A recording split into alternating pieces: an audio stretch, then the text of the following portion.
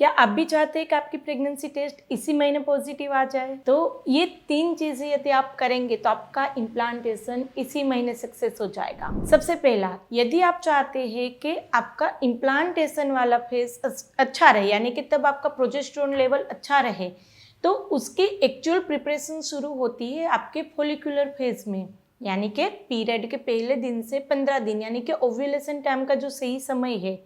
यदि वो हार्मोन अच्छे रहेंगे आपके, तभी जाके पीछे के हार्मोन जो प्रोजेस्टेरोन है वो अच्छा रहेगा। दूसरा, एग क्वालिटी और स्पर्म क्वालिटी उतना ही मैटर करता है आपके सक्सेसफुल इम्प्लांटेशन के लिए और हेल्दी प्रेगनेंसी के लिए।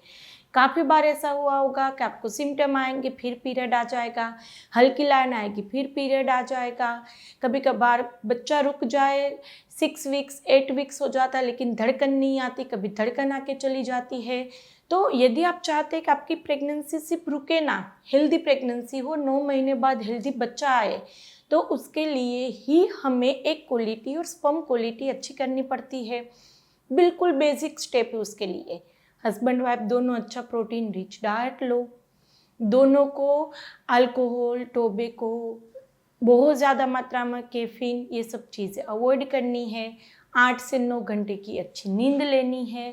डेली दोनों को एक एक मुट्ठी भर ड्राई फ्रूट लेना है। ड्राई फ्रूट गर्म नहीं पड़ेगा, एक मुट्ठी भर, ज़्यादा मात्रा में गर्म पड़ता है, इतना ज़रूरी है। तो दोनों एक मुट्ठी भर ड्राई फ्रूट लो, कोई भी सीजनल फ्रूट लो और एक्सरसाइज करो।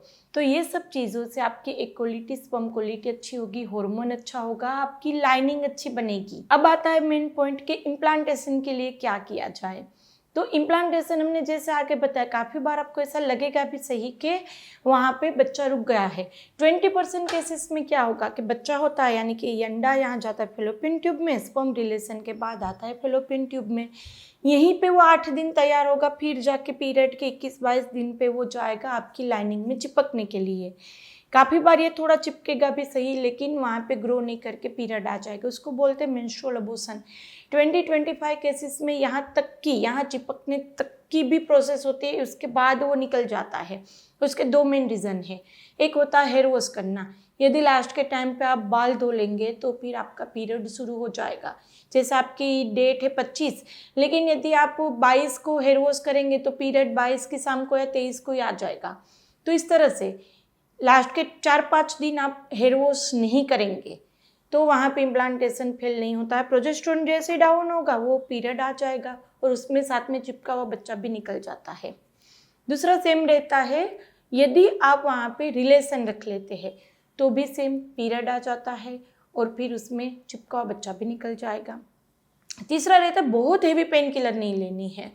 यदि लास्ट के टाइम पे हेडेक हो, बुखार हो, तो आप प्लेन पैरासीटामोल ले सकते हैं, हेवी पेन किलर नहीं लेनी है, उससे भी पीरियड आ सकता है। हेवी एंटीबायोटिक नहीं लेनी है। पीरियड के पहले दिन से 20 दिन तक यदि आपको बॉडी में कोई दिक्कत है, जैसे दांत की कोई ट्रीटमेंट कर रहे, पूरी बॉडी में और कोई दिक्कत आए, तो पहले दिन से 20 दिन तक आप एंटीबायोटिक लेंगे, कोई दिक्कत नहीं रहेगी। लास्ट के टाइम पे आप एंटीबायोटिक्स, हेवी एंटीबायोटिक्स लेना अवॉइड करें। दूसरा रहता है कि आप ट्रैवलिंग नहीं कर सकते। ट्रैवलिंग का मतलब है कि आप बहुत ही लंबी ट्रैवलिंग नहीं कर सकते, बहुत ही ख़राब रोड पे ट्रैवलिंग नहीं कर सकते। यदि जॉब वगैरह कर रहे हैं, 2-3-5-10 किलोमीटर आना जाना है और उसमें अच्छी रोड हो तो जॉब बंद करके छुट्टी लेके घर बैठने की ज़रूरत नहीं है। सिटी में इधर उधर स्कूटी लेके 2-3-4 किलोमीटर जाना हो तो जा सकते हैं। घर के रेगुलर काम कर सकते हैं, बेड रेस्ट करने की ज़रूरत नहीं है, सीढ़ियाँ भी ऊपर नीचे कर सकते हैं। लेकिन बहुत ज़्यादा थका देने वाला काम, पूरे घर की एक साथ सफाई निकाल ली, इधर उधर, ये सब बहुत ज़्यादा मात्रा में थकने वाले काम नहीं करना है। नॉर्मल रूटीन सब आप कर सकते हैं। तो लास्ट के 4-5 दिन यदि ये सब चीज़ें अवॉइड करेंगे तो आपको जल्दी से वहाँ पे कंसीव हो जाएगा। दूसरी गलती, टेस्ट कब करना है, टेस्ट करने के बाद पहले 8 दिन क्या ध्यान में रखना है, उसके लिए सेपरेट वीडियो मिल जाएगा आपको चैनल पे। चैनल सब्सक्राइब करिए और वो वीडियो देखिए ताकि इनिशियल डेज की गलती से वापस से रुकी हुई प्रेगनेंसी निकल ना जाए। दूसरा, आपको किसी भी रीज़न से प्रेगनेंसी रुकने में दिक्कत आती है तो होम्योपैथिक मेडिसिन से आप इजीली कंसीव कर सकते हैं। हम होम्योपैथिक मेडिसिन में इम्प्लांटेशन की मेडिसिन भी देते हैं। यदि अर्ली अबॉर्शन हो जाता है तो उसकी भी स्पेसिफिक मेडिसिन है। प्रेगनेंसी के पहले 3 महीने हम वो मेडिसिन लेते हैं तो बच्चे का ग्रोथ अच्छे से होता रहता है। तो यदि रुकने में या रुकने के बाद अबॉर्शन रेट हाई रहते हैं आपके, तो वो प्रिवेंट करने की भी होम्योपैथिक मेडिसिन है। तो स्क्रीन पे नंबर दिया गया है, वहाँ से आप ऑनलाइन अपॉइंटमेंट भी बुक कर सकते हैं। यदि हॉस्पिटल विजिट करना चाहे तो हम गुजरात में आनंद सिटी में आप हॉस्पिटल विजिट भी कर सकते हैं।